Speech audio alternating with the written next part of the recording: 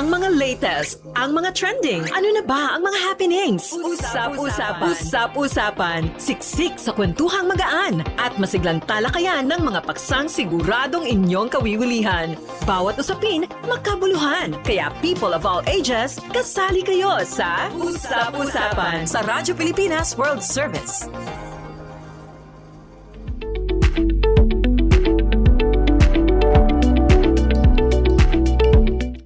Magandang araw sa ating mga tagapakinig at taga-subaybay dito sa Himpilang Radyo Pilipinas World Service. Welcome po sa programang Usap-Usapan kung saan tatalakayin natin mula sa mga pinakahuling kaganapan dito sa ating bansa hanggang sa mga human interest stories na tiyak ay makapupulutan po natin ng mahalagang impormasyon at mga aral. Ito pong muli ang inyong lingkod, Steph Vicente, at kasalukuyan niyo po kami na papanood at nasusubaybayan sa official Facebook page ng Radyo Pilipinas World Service. Paki-follow na lamang po kami sa aming FB page para po live na live niyo pong masubaybayan ang aming mga programa dito sa Himpilan. Bukod sa ating Facebook page ay sabayan niyo po kaming napapanood sa official YouTube channel po ng ating Himpilan. Radyo Pilipinas World Service pa rin po yan. Hanapin niyo lamang po sa inyong mga YouTube account. At samantala, meron din po tayo, ito hindi natin pwedeng kalimutan, ang audio live streaming sa pamamagitan po ng ating Evox PBS receiver app. Ito po ay ma-access via Google Play Store para po sa mga gumagamit ng Android phone at Apple App Store naman po para sa mga gumagamit ng iPhone. Siyempre, pagka-download at pagka-install nyo po ng naturang mobile application, hindi naman po pwedeng nakatenga lang yan sa inyong mga smartphone. Gamitin po natin yan, lalo na po kapag kayo ay on the go, pero meron naman po kayo nasasagap na internet via data o via Wi-Fi. So, paano ba gagamitin? Unang-una, pagkapasok nyo po sa mismong mobile application ay hanapin nyo lamang po, nasa likod ko na, ang logo ng Radyo Pilipinas World Service upang live na live nyo pong mapakinggan ang programang Usap-Usapan. Sa pagpapalawak naman po ng ating reach, ay syempre, meron din tayong tinatawag po na shortwave radio na posible po sa pagtutulungan po ng ating mother agency, ang Presidential Broadcast Service at ng United States Agency for Global Media o USAGM na kilala rin po bilang Voice of America.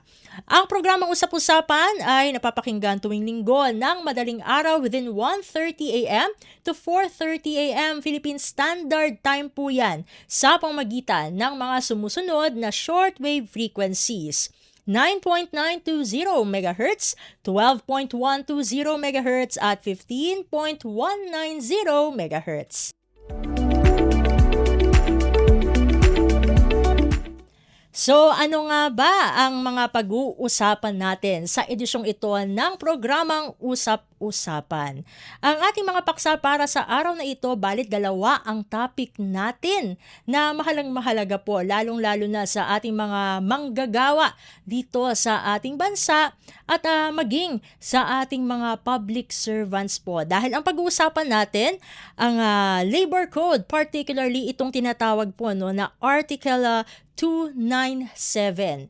At sa ikalawang bahagi naman ng ating programa, pag-uusapan naman natin ang Republic Act number 6713 o ang Code of Conduct and Ethical Standards na dapat ay sinusunod po ng ating mga government employees. At kaugnay po nito, isang oras po natin makakasama ang ating resource person. Walang iba kundi, isa po siyang labor lawyer. Walang iba kundi si Attorney Cecilio D. Duca. Attorney Duca, welcome po sa programang Usap-Usapan. Si Steph Vicente po ito ng Radyo Pilipinas World Service. Unang-una po sa lahat 'no, ito nabanggit ko na rin po 'no, na sa unang part ay pag-uusapan natin itong, Article, 297 ng ating Labor Code. In layman's term po 'no, para mas lalong maintindihan po ng ating mga tagapakinig at taga-subaybay dito sa programang Usap-Usapan, ay maaari niyo po bang ipaliwanag kung ano po ang saklaw nitong, Article 297 at bakit po ito mahalaga sa employer-employee relationship?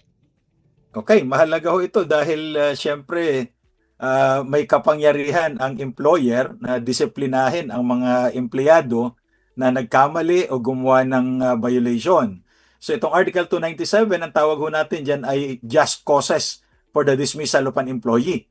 So ito yung mga dahilan kung bakit matatanggal ang isang empleyado sa kanyang trabaho pagkamat siya ay regular employee.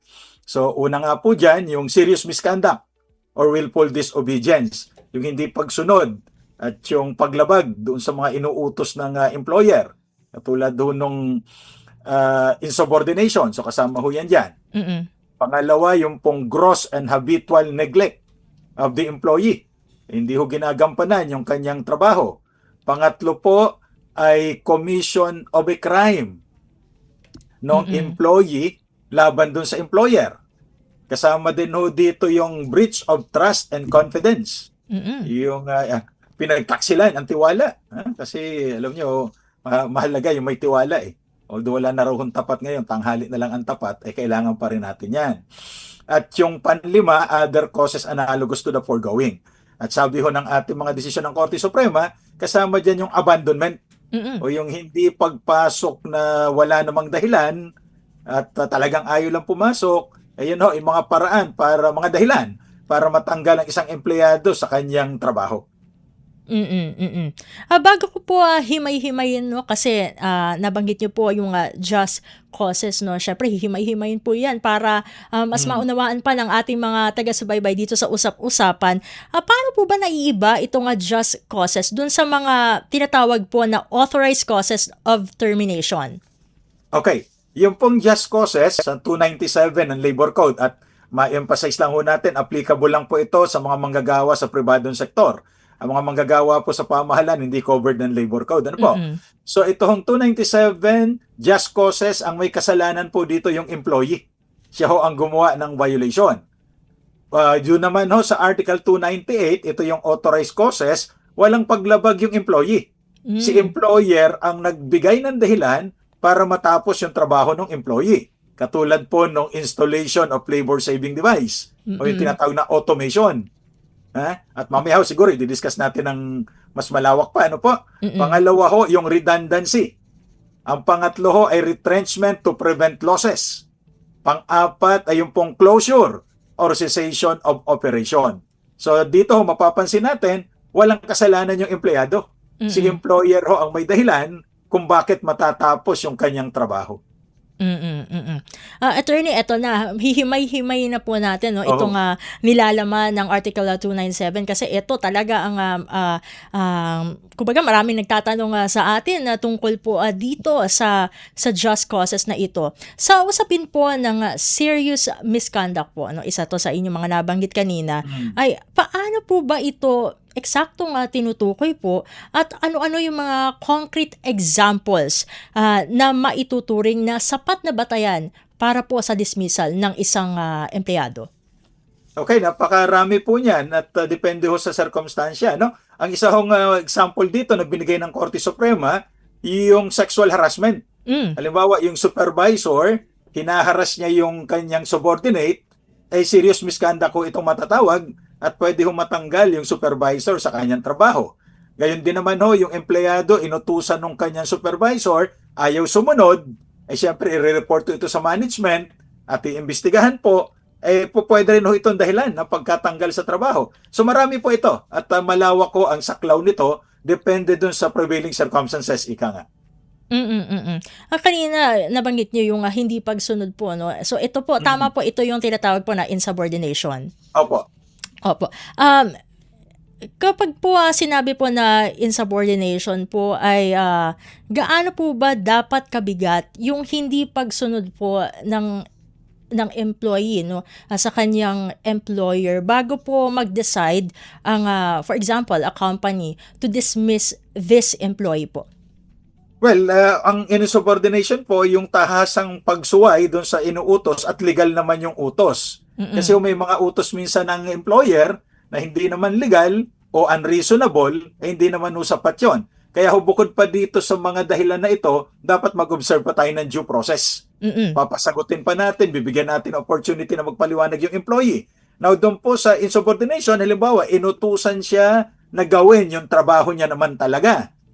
Nagpabukas-bukas, ayaw niya sundin, baka maging dahilan ito na pagkatanggal. Pero kung inuutusan naman po siya, lalo na yung mga younger generation of workers, ang inuutos ay hindi naman nasa job description, baka naman po pwede siyang magsabi na hindi ko naman po trabaho yan sa magandang paraan. Alam mo, may mga nagtatanong dito, lalo pagka parating na yung Pasko, ang sasabihin nila, normal hong tinatanong sa akin ito, dapat ba kaming magsayaw o kumanta sa Christmas party? Wala naman sa job description namin yan. So, yan po, alam nyo, sa aming mga nauna ng henerasyon ng mga manggagawa, parang katuwaan lang ito Pero dito sa mga younger generations, kung wala ito sa job description nila, hindi talaga sila susunod at maaari din naman nating hindi gawing dahilan dahil wala naman po talaga sa job description. In the spirit of fun lang naman ito.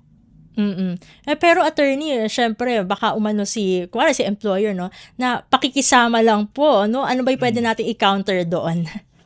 Well, kung ang pakikisama kasi may hangganan, halimbawa, itong empleyado talagang pag sa tingin niya mapapahiya siya pag sumayaw siya. Katulad ko, hindi ako marunong sumayaw, paninindigan ko yan, hindi talaga ako sasayaw.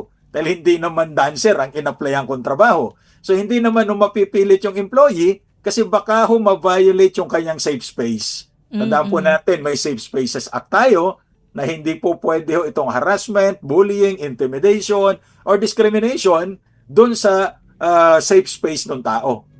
Kahit to sa pabrika, may mga safe spaces tayong tinatawag.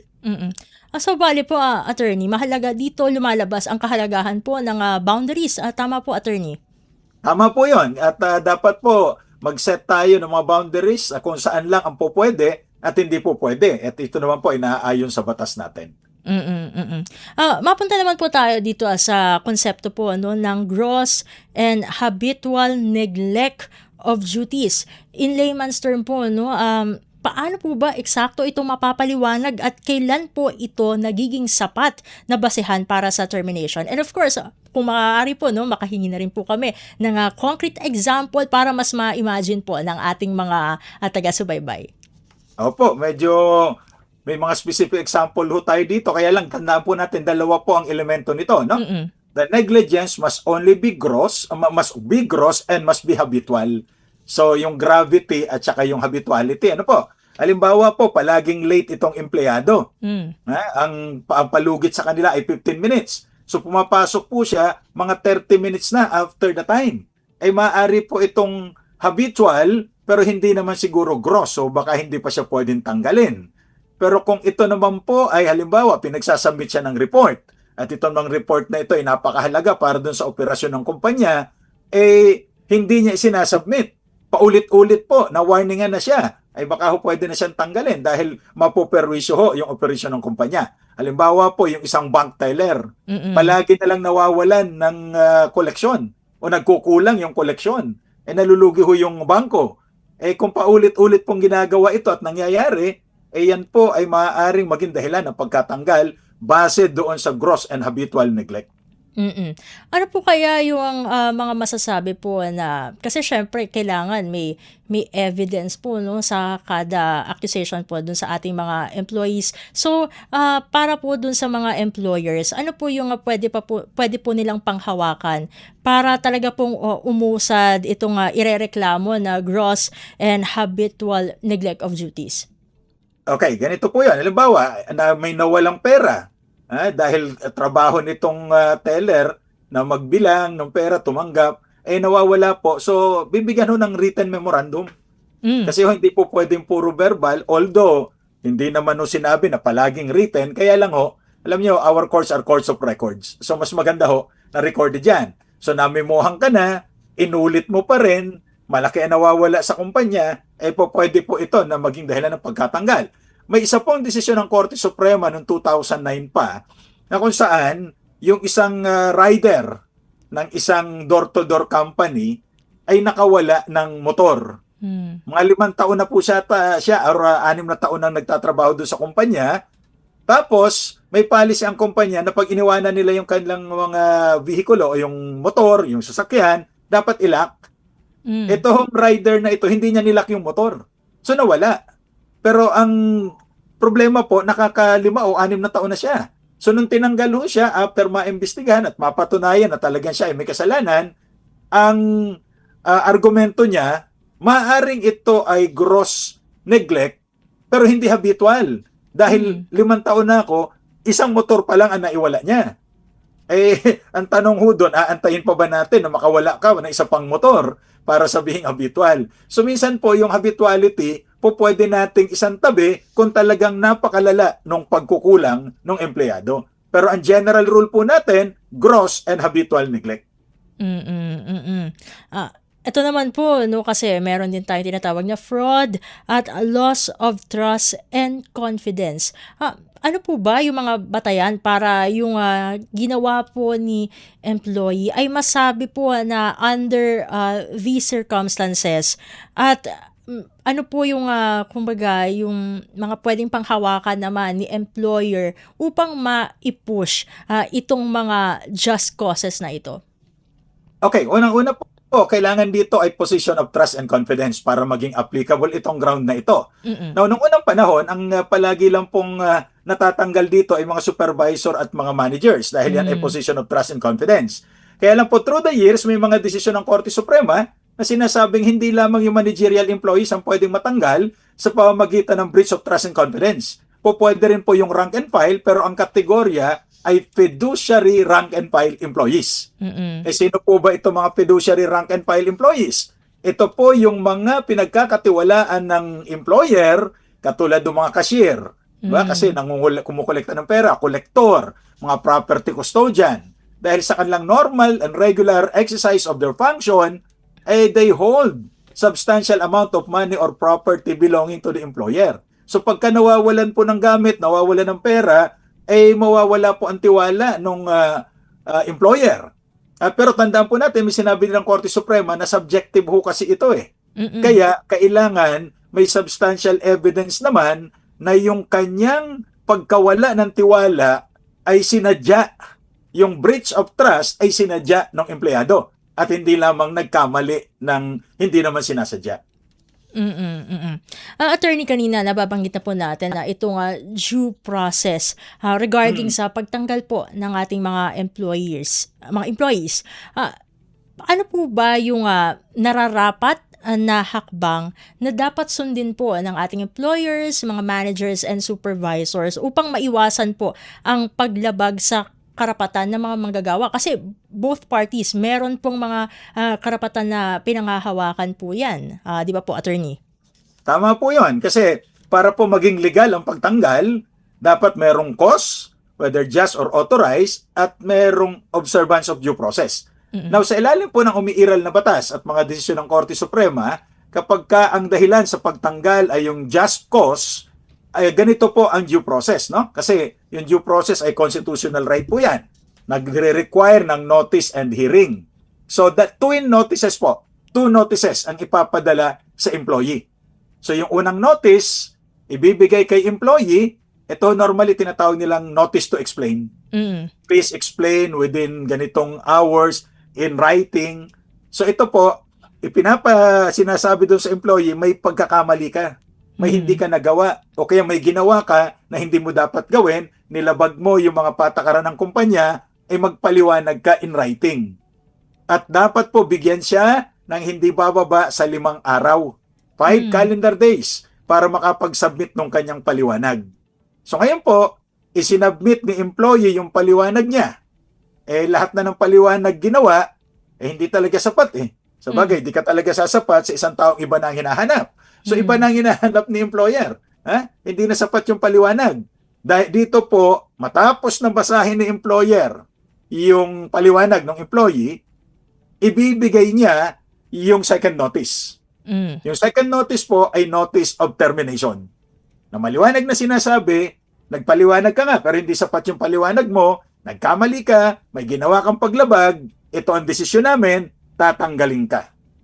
Yun po ang due process requirement. 2 notices. Now, yung pangalawang notice, hindi po kaagad-agad ibibigay kapag ka nagbigay ng paliwanag yung employee. Halimbawa po, on the 5th day, nagbigay nung kanyang written explanation yung employee. Ay hindi kaagad-agad ibibigay ng employer. Kasi pag binigay niya kaagad, para lumalabas, hindi niya na binasa yung paliwanag. So, kailangan basahin niya po yung paliwanag at baka naman makumbinsi siya, hindi ko natatanggalin ito. Kasi nakapagpaliwanag naman. Pero kung hindi po sapat yung paliwanag, doon ibibigay yung second notice, which is the notice of termination. Mabigyang linaw lang po natin ito, attorney, no? So pag nagkaroon ng notice to explain, hindi pa naman to malalagay dun sa record po ng employee, tama po? Ay, nalalagay na po ito. Kasi nakalagay na sa 201 file yan dahil pinagpaliwanag na siya eh. Dahil may presumption po na may ginawa na siyang kamalian. Ngayon po, kung magpapaliwanag siya, ilalagay din doon sa kanyang 201 file na tinatawag, yung paliwanag niya para maging fair naman doon sa employee. Sa inyo pong karanasan po, no, bilang isang labor lawyer, ano-ano po ba yung mga karaniwang pagkakamali, no, na nagagawa ng mga employers po natin dyan sa pagpapatupad ng just causes na maaring magdulot po ng illegal dismissal cases? Ako, marami po yan. Doon sa mga karanasan natin, may mga employers na may init ang ulo. Pag sinabing, hindi ko na gusto ang ginagawa mo, umalis ka na, hindi na kita gustong makita pa. Ay, yun po, walang due process yun. So, yung employee, hindi na papasok, ay yun po, maaaring illegal dismissal na yun dahil hindi man lang binigyan ng paliwanag yung empleyado. Kasi po, kahit may dahilan tayo, kung hindi tayo nag-observe ng due process, ay magiging illegal po ang pagtanggal. At may mga consequences po ito. Ito naman po, attorney, of course, syempre pinoprotektahan natin, no, yung rights ng both sides po, no. Paano po ba napoprotektahan ng batas ang mga empleyado laban sa mga dito nga po, no, sa mga hindi makatarungang pagtanggal, lalo na kung merong mga sitwasyon na sa palagay po nila, no, sa tingin nila na merong hindi pagkakapantay, no, sa kapangyarihan between the employer and the employee. Opo, maliwanag po ang sinasabi ng Article 4 ng Labor Code na all doubts in the interpretation or application of the Labor Code, including the implementing rules and regulation, the doubt must be resolved in favor of labor. Ito po, kung may duda. Kung merong hindi sigurado sa pag-interpret ng batas, i-interpret natin pabor sa manggagawa kasi meron po, tama kayo, na merong imbalance doon sa kalagayan ng employer na may pera at yung employee na umaasa doon sa sweldo niya doon sa kanyang trabaho. So kaya po kapag may duda tayo, ay interpret natin in favor of labor. Pero tandaan po natin, we only interpret in favor of labor if there is doubt. Kasi kung walang duda, ay kailangan ipantay ho ang pag-interpret. Kasi naman po, while labor laws are intended to protect the workers, they do not intend to destroy or oppress capital. So may karapatan din po ang mga employers. Matanong ko lamang din po, attorney, no, kasi bago natin makalimutan ito, no, paano daw po kaya, no, kung ang employer po ay hindi kumbaga nakapagsasalita ng hindi maganda against the employee, saan po ito under at ano po ang kaparusahan for that?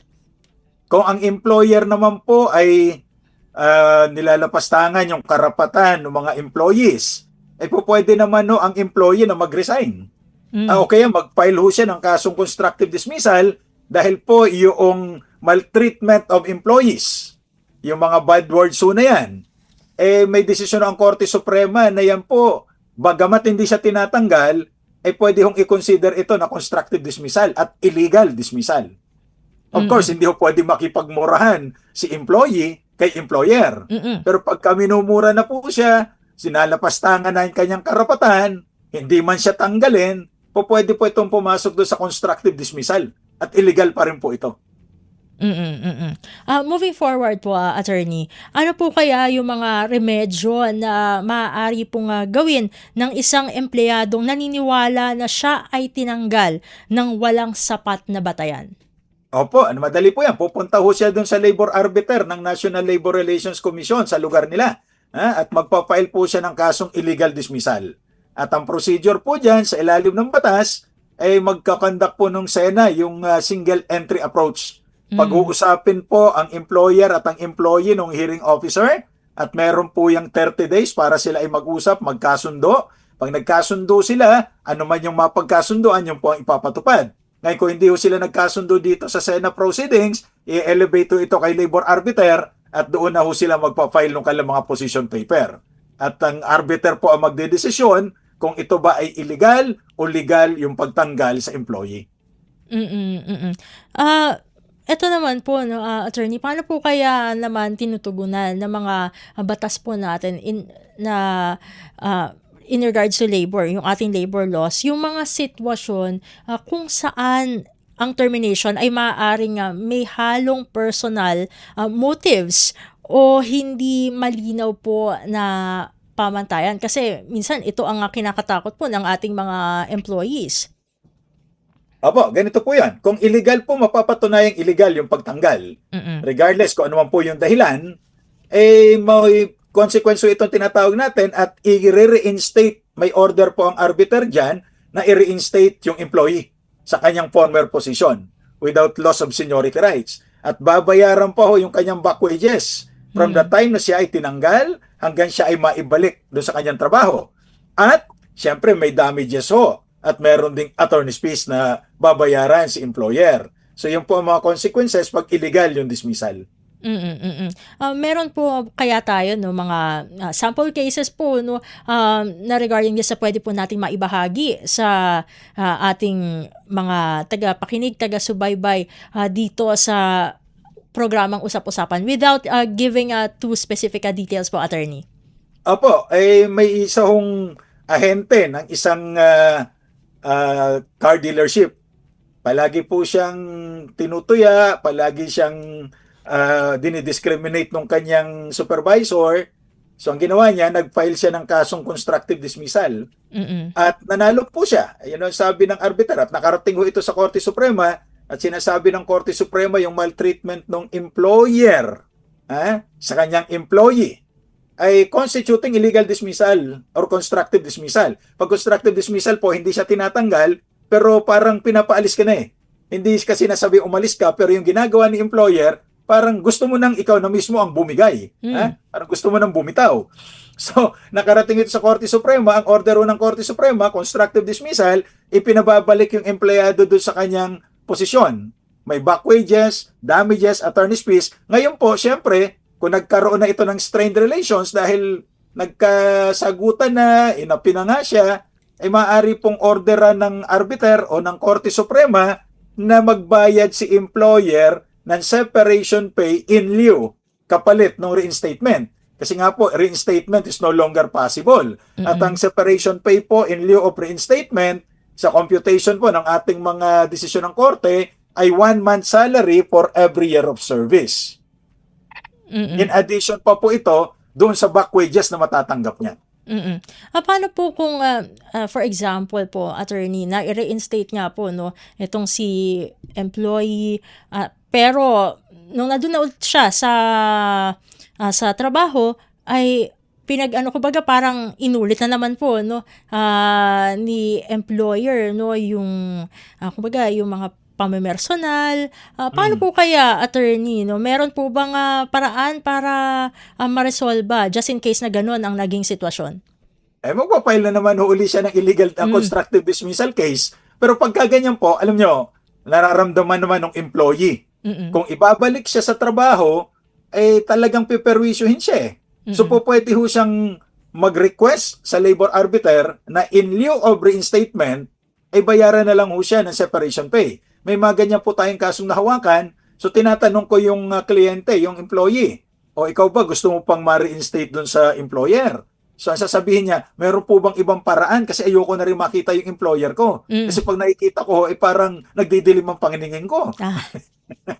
E di sasabihin natin kay arbiter sa position paper na instead of reinstatement, kailangan, ano na lang, payment of separation pay in lieu of reinstatement. Pero kailangan may prueba naman ho tayo na nagkaroon na talaga ng strained relations. In one case po na hawak ko, na nahawakan natin, ay nagkasagutan ho, ang ginawa ng employer, ng binato itong employee, tinamaan sa mata. Yung ashtray, ibinato sa kanyang mukha, hindi siya nakailag. Yung ba naman, gusto mo pang bumalik doon sa ganong klaseng employer? So kaya ang ginawa namin, doon sa position paper, nag-request na lamang kami ng separation pay in lieu of reinstatement. At napagbigyan naman ho ng labor arbiter at yung employer no makita niya, mukhang ayaw niya na makita yung employee, binayaran na lang yung separation pay. At just to close this first part pa lamang po ay nitong ating programa dahil marami pa po tayong pag-uusapan pero more on the public servants naman po later on, attorney. Ano ang inyong maipapayo sa ating mga employees, no? At maging sa mga employers na nasa private sector upang maiwasan po yung mga pagkakaroon ng sigalot at masiguro po na patas ang pagpapatupad ng labor laws po natin. Okay, unahin po natin yung mga employers. Meron po sinasabi dito in Deuteronomy chapter 24 verse 18 at 14 na do not take advantage of the workers who are poor and needy. Kasi po itong mga manggagawa natin, nangangailangan sila kaya sila nagtatrabaho. So wag naman nating abusuhin. Kasi po, pag inabuso natin yan, may balik yan. Baka naman yung luha ng mga manggagawang ito ay maging balakid sa ating pag-asenso. Ngayon yung mga employees naman, ay palagi po tayo naghahanap ng trabaho, pero pag may trabaho na, ayaw namang gawin ng matino ang trabaho. So pag may trabaho po tayo, alalahanin natin na hindi tayo susweldohan. Kung hindi tayo magtatrabaho, no work, no pay po tayo unless senador kayo. Pero kung hindi po, no work, no pay ho tayo. Kaya kung kayo po ay may trabaho, alagaan po ang trabaho. Kasi po, napakahirap humanap ng trabaho sa panahong ito. Ngayon, kung hindi nyo naman gusto yung trabaho nyo, wag nyo nang permission pa yung employer. Mag-resign na lang kayo at maghanap ng ibang trabaho para wala po tayong problema. So ayan, nag-conclude na no ang ating usapin patungkol sa Article 297 ng ating Labor Code. At sa pagbabalik, kasama pa rin po natin si Attorney Duca ay ating pag-uusapan naman itong tinatawag po na Republic Act number 6713 o ang Code of Conduct and Ethical Standards. Dahil mahalaga na maganda, no, syempre ang kalidad ng serbisyo publiko na ibinibigay ng ating pamahalaan sa publiko. So paano ba natin masisiguro na ganun nga ang mangyayari? Lahat ng yan sa pagbabalik ng programang Usap-Usapan. Mabilis ang trivia, dagdag talino. Heto na ang Dagling Kaalaman. Alam nyo ba, kahit napakalakas ng isang bagyo, may partitong tahimik at kalmado. Ito ang tinatawag na mata ng bagyo.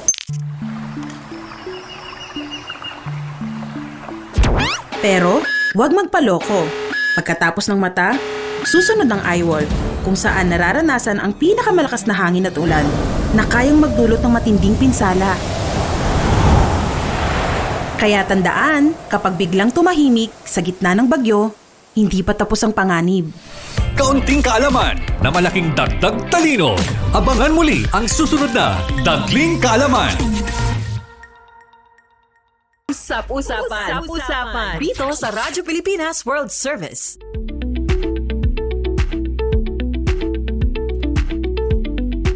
At nagbabalik po ang programang Usap-Usapan, kasama pa rin po ang inyong lingkod, Steph Vicente. Nagpapatuloy pa rin po tayo sa ating panayam kay Attorney Cecilio D. Duca, isa po siyang labor lawyer. At sa ikalawang bahagi ng ating programa, tulad ng ating nabanggit kanina, ay pag-uusapan na natin itong Republic Act 6713 o ang Code of Conduct and Ethical Standards. Para naman po ito sa mga nasa public sector o mga empleyado po ng ating pamahalaan. So, attorney, no, Again, in layman's terms, ay maaari niyo po ba kami nga bigyan ng overview kung ano ang layunin po nitong naturang batas at bakit mahalaga po ito sa serbisyo publiko? Okay, napakahalaga po nito dahil ang sinasabi ng ating saligang batas, doon sa Article 11, Section 1, public office is a public trust. Kaya po tayo nasa gobyerno dahil may tiwala sa atin ng taong bayan, elected man yan or appointed. Kaya po itong Code of Conduct and Ethical Standards ay mga pamantayan na dapat gawin at sundin ng lahat ng mga kawani at opisyal ng pamahalaan. Wala pong exempted dito. Dahil nabanggit nyo na rin po, no, itong public office is a public trust. When it comes to, of course, mga legalities, ay paano po ba dapat isinasabuhay ang konseptong ito sa araw-araw na trabaho ng isa pong lingkod bayan? Unang-una po, iyan ay mindset. Ano po? Kaya po itong ating Civil Service Commission, meron po tayo mga panunumpa bilang mga kawani ng pamahalaan na ginagawa during flag ceremony, ano po, para makondisyon yung ating kaisipan na tayo po ay hindi nagtatrabaho lamang, kayo po ay naglilingkod at ang serbisyo po sa publiko ay hindi po pwedeng ipagwalang bahala dahil nagpapasweldo po sa bawat kawani ng gobyerno ay ang buwis ng taong bayan. So kaya kailangan maibalik ho natin yung maayos at matino at matapat na serbisyo. Attorney, ano po ba yung mga matatawag po na pangunahing prinsipyo o pamantayan ng asal na inaasahan po, no, sa mga public officials at employees sa ilalim po ng batas na ito? Okay, matatagpuan po yata ito doon sa Section 4 ng Republic Act 6713. Kasama po dyan unang-una yung commitment to public interest. Na dapat unahin po natin ang kapakanan ng publiko over and above our personal interest. Unahin po natin yon. Halimbawa, medyo hindi magandang pakiramdam, pero may mga trabaho pong hindi pa matatapos at kailangan tapusin, siguro kung kaya rin lang pumasok po tayo para matapos yung trabaho. Kasama din po dito yung professionalism. Na paglingkuran po natin ang bayan na merong dedication at devotion to duty. At hindi po tayo naglilingkod sa ating mga political patrons kundi sa taong bayan. Kasi may mga naririnig tayo na pinapasweldo ng gobyerno pero ang pinaglilingkuran ay yung mga politiko. At naririnig naman po natin ito sa mga deklarasyon nila. Yan po ay paglabag doon sa tinatawag na professionalism doon sa ilalim ng Republic Act 6713. Kasi hindi po yung taong yun ang nagpapasweldo sa kanila. Taong bayan po. So dapat ang paglingkuran ay taong bayan.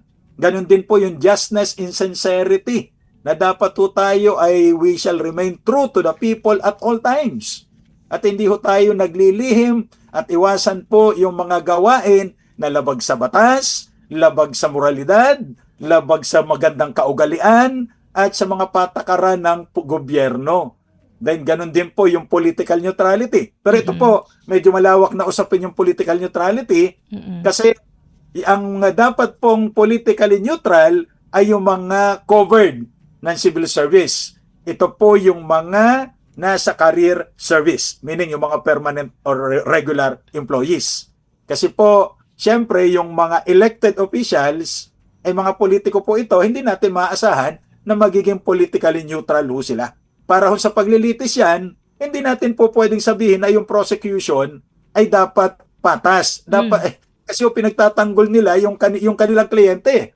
Ganun din naman yung depensa, pinagtatanggol din nila yung kanilang kliyente. So pero po, ganyan po yung mga politiko. Pero yung mga civil servants, ito yung mga eligible at may permanent appointment, ay dapat politically neutral po. Bawal silang mangampanya, bawal silang manira ng mga government officials or employees. Eto naman po, attorney, no, siguro eto medyo curious po ang ating mga taga-subaybay dito sa ating programang Usap-Usapan. Ano po ba yung mga pinagbabawal na gawain sa ilalim po ng RA 6713 na dapat iwasan po ng mga opisyal at kawani ng ating pamahalaan? Okay, pinagbabawal po dito una yung financial and material interest.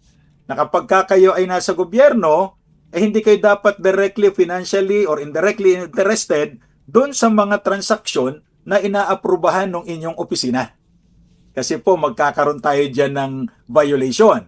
And then pinagbabawal din po yung outside employment and other activities related thereto. So ano pong ibig sabihin niya? Pag nasa gobyerno ho tayo, bawal ho tayo mag-part-time unless pinapayagan ho tayo. Katulad po ng mga abogadong nasa gobyerno, pinagbabawalan po mag-practice ito. Kung sila ay nasa gobyerno unless pinapayagan po sila, meron silang authority to practice. Otherwise, paglabag po ito, hindi lamang sa Code of Conduct and Ethical Standards, ganun din sa Code of Professional Responsibility and Accountability ng isang abogado. At ang prohibition po na yan ay mananatili habang siya ay nandun sa opisina at within 1 year kapag ka siya ay natapos na dun sa opisina niya kung umalis na siya. And then, kailangan po yung pinagbabawal po yung disclosure or misuse of confidential information. Ito po yung mga confidential info, hindi ho natin po pwedeng i-divulge dun sa mga interesadong tao, whether for profit or not. Pinagbabawal din po yung panghihingi at pagtanggap ng regalo. Lalo na po kung napakalaki nung amount.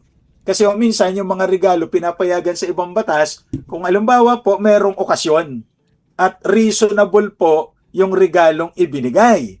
Halimbawa, souvenir, mga ganun po, o kaya may birthday, binigyan mo ng cake, pero yung pong tatanggap ka ng milyon-milyon, ay bawal po ito sa Republic Act 6713 at baka po makasuhan pa ng graft and corruption or plunder pag lumagpas po ng 50 million yung tinanggap. Doon po sa usapin ng financial at material interest, kasi nabanggit yung violation, ano po ba yung eksaktong violation po na yun at paano po ito maaaring patunayan based po no, sa inyong yung mga nahawakang kaso nyo na po, attorney? Okay, halimbawa po, itong opisina nila ang mag-a-approve. Halimbawa, gawin na lang natin example para mas malinaw. Ano po? Halimbawa po, yung LTFRB chairman, siya rin ay operator ng isang taxi or bus company. So, magkakaroon po ng conflict of interest yan at malalabag po yung Republic Act 6713. So, kaya po kung tatanggapin niya yung appointment, kailangan mag-divest siya. Kasama po ito dun sa requirement ng Republic Act 6713, yung divestment ng kanyang financial interest doon sa negosyo na sinusupervise mismo at nare-regulate ng kanyang opisina. At dahil nabanggit nyo na rin po ang conflict of interest, ay paano po ba eksakto itong pinutukoy within government offices at ano po ang mga halimbawa nito, just tulad ng kanina para mas maintindihan po ng ating mga taga-subaybay, ano po ba yung mga examples nito na aktual na sitwasyon? Opo, halimbawa po, ikaw ang Secretary of Finance. Tapos, ikaw din ay presidente ng isang bangko, ay talaga pong may conflict of interest yan. Kasi yung Department of Finance ang mga nagre-regulate po ng mga banking institutions natin kasama ang Bangko Sentral ng Pilipinas. So, dapat mag-divest. Yun ang matibay na paliwanag doon. Kasi pwede naman silang magnegosyo. Kaya unless sila ay pinagbabawalan. Kasi may mga posisyon sa gobyerno na bawal talaga magnegosyo. Pero kung pinapayagan naman po, at marami naman po yan, basta lamang hindi doon sa negosyo na sila mismo, yung opisina nila, ang nagre-regulate. Under din po ba ng conflict of interest? Kasi merong lumilitaw na term, ito po yung nepotism po. For example, may nagtatanong po sa atin, paano kung magkamag-anak sila? Gusto nung isang kamag-anak niya, nandun sila sa same office sa isang government agency. Paano po kaya yun, attorney? Ayan, covered naman po ito ng ating Presidential Decree 807. May pinagbabawal po yung nepotism o yun ng civil service law. Bawal po na i-appoint yung kamag-anak up to third degree of consanguinity or affinity. Yung consanguinity po ay blood relationship. Hanggang doon po yan sa mga pamangkin. At yun namang affinity by reason of marriage, yung mga kamag-anak naman ng asawa. So, yan po ang tinatawag na nepotism. Ay talagang hindi po pwedeng i-appoint yan kung ikaw yung disciplining authority o ikaw yung head at i-appoint mo yung kamag-anak mo. Pero may mga exceptions naman po ito doon sa Presidential Decree 807. Hindi applicable ito sa mga public school teachers. Halimbawa po, ang principal ng eskwelahan ay tatay mo, po pwede kang i-appoint doon as a teacher. Wala akong prohibition. Ganon din po sa mga doktor. Specific po yan. At saka sa mga miyembro ng Armed Forces of the Philippines. Hindi ho applicable yung nepotism dyan. But all others, applicable po itong prohibition on nepotism. Gayon din po, hindi ho po pwede yung mag-asawa. Kasi by reason of marriage dun sa isang opisina, pero may exception din po ito. Halimbawa po, yung dalawang single ay magkatrabaho sa isang opisina ng gobyerno. At sila naman po ay nagkainlaban. Pati ba naman pagpintig ng puso, panghihimasukan pa natin. Sila ho ay nagpakasal. Hindi ho natin po pwedeng sabihin na mag-resign yung isa. Kasi mag-asawa sila na naroroon. Pero ang tingin ko ho, dapat kunin nilang ninong o ninang yung boss nila. Para sigurado. Pero pag ganun po, no, ano po ang pwedeng gawin po, no, just in case, attorney? Pagka ganun na, wala tayong magagawa kasi doon na sila nagkita at sila ho ay mag-asawa, doon lang sila nagkita, doon naman sila nagkatagpo. Nung pumasok sila, pareho silang single, basta wala lang ho silang gagawin paglabag. Hindi ho natin sila po pwedeng pagbawalan dahil kasama ho ito doon sa exception, doon sa rule on nepotism. Ito naman po, attorney, paano naman po pinangangalagaan ng ating batas ang transparency and accountability sa hanay po ng ating mga lingkod bayan? Marami pong paraan. Marami ho tayong batas dyan. Unang-una, ito na nga, Republic Act 713 at yung Anti-Graft and Corrupt Practices Act. Meron pa ho tayong Republic Act 1379 at marami pa po. Unahin po natin dito sa Republic Act 3019, yung Anti-Graft and Corrupt Practices Act na pinagbabawalan po at pinaparusahan ng pagkakulong yung graft and corruption, yung pagkuha ng pera ng gobyerno at paggastos nito na hindi naman doon sa pinaglalaanan talaga. Para po masigurado ang transparency at para sigurado rin na hindi nagpayaman sa kanilang posisyon ang mga government officials and employees, nire-require po ng Republic Act 3019 at saka ng Republic Act 6713 yung pagsasubmit po ng SALN, Statement of Assets, Liabilities, and Net Worth. Kaya lang po minsan, ang sabi dyan SALN, sekreto ang laman nito.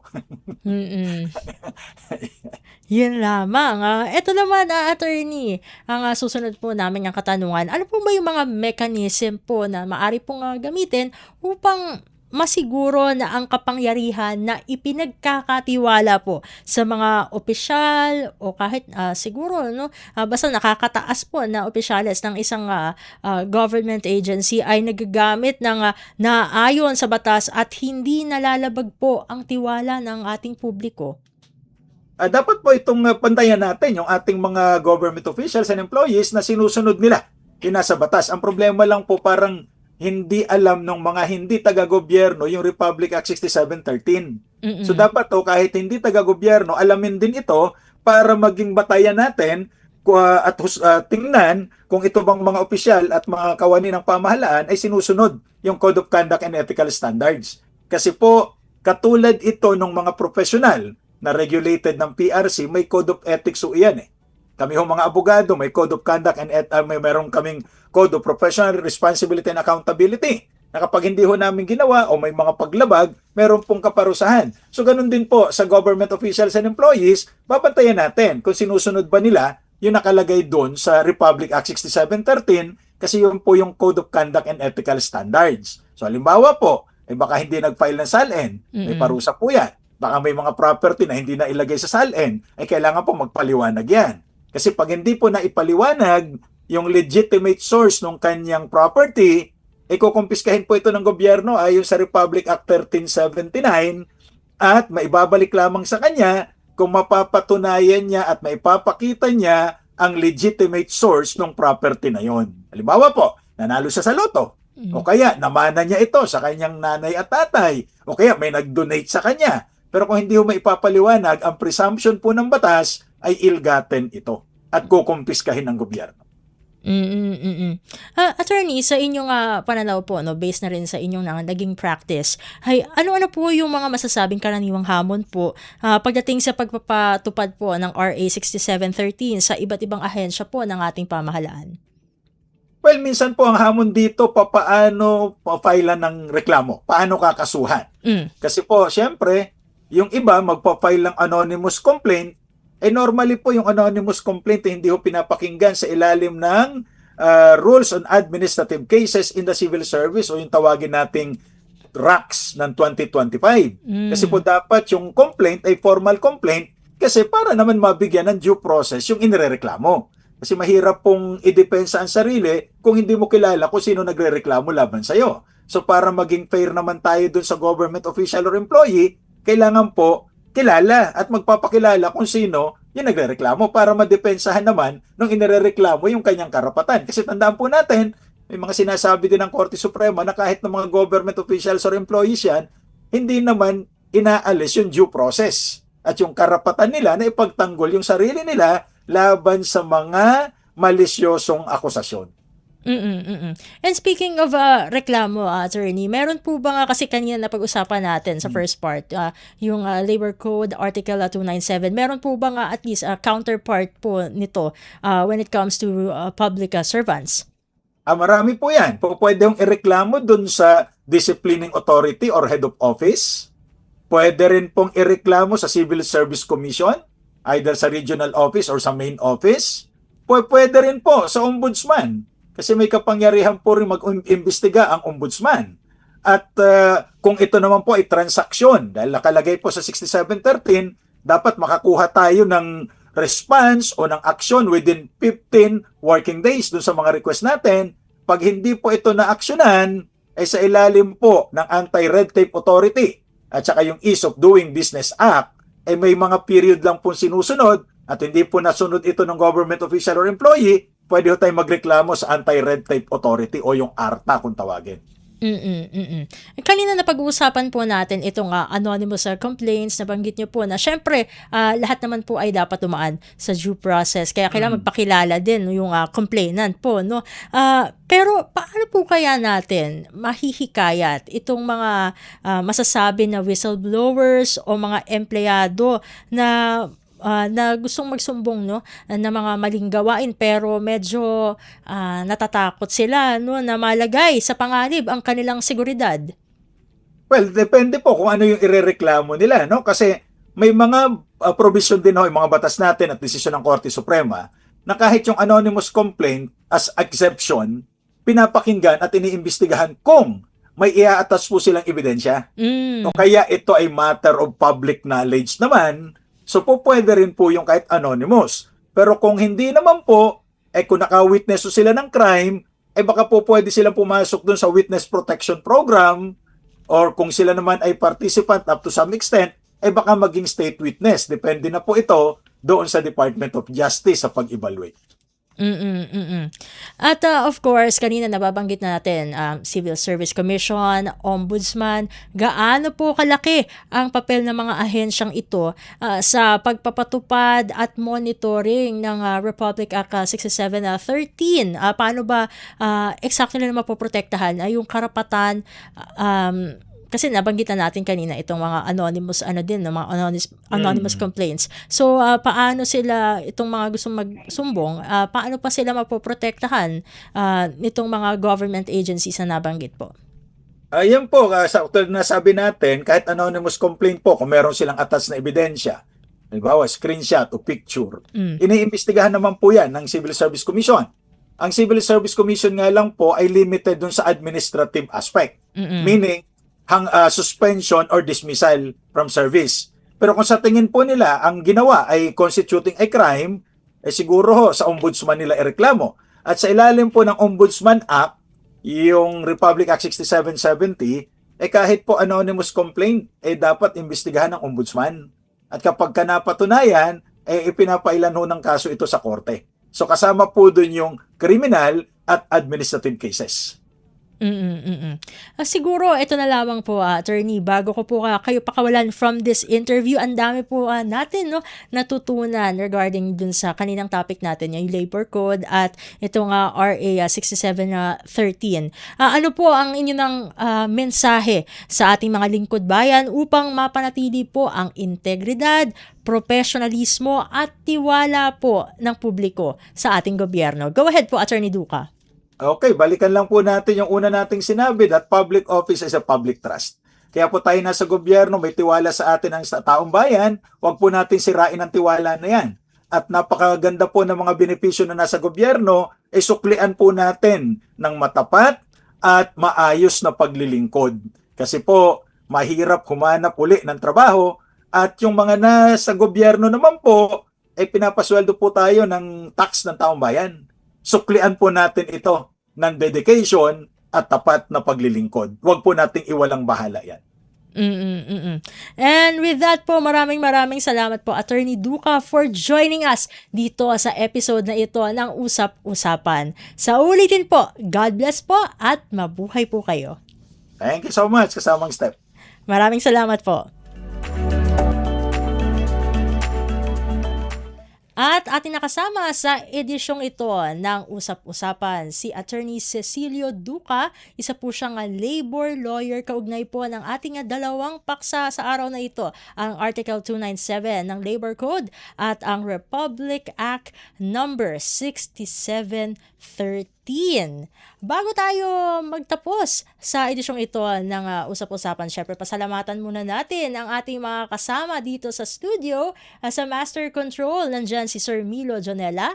Sa Wirecast, nandyan si John Paul Montag. Sa audio live streaming, nandyan naman si Hero Lucero. At syempre, nandyan din ang ating executive producer sa araw na ito na si Drizzle Nanyong. Maraming salamat po sa lahat ng mga nakinig at sumubaybay sa programang Usap-Usapan. Ito po ang inyong lingkod, Steph Vicente. Kita-kits po sa susunod na Sabado. Anong latest? Usap-Usapan. Dito sa Radyo Pilipinas World Service.